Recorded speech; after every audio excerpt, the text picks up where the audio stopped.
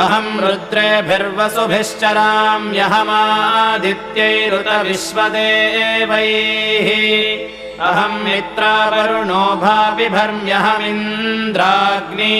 अहमश्विनोभा अहं सोममाहनसं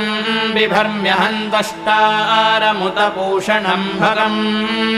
अहं दधामि द्रविणं हविष्मते सुप्राव्ये यजमानाय सुन्वते अहं राष्ट्री सङ्गमनी वसूनां चिकितुषी प्रथमा यज्ञियानाम् तां मा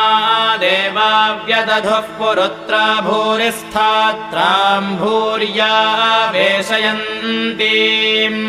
मया सोमन्नमत्ति यो विपश्यति यः प्राणिति य ईं शृणोत्युक्तम्।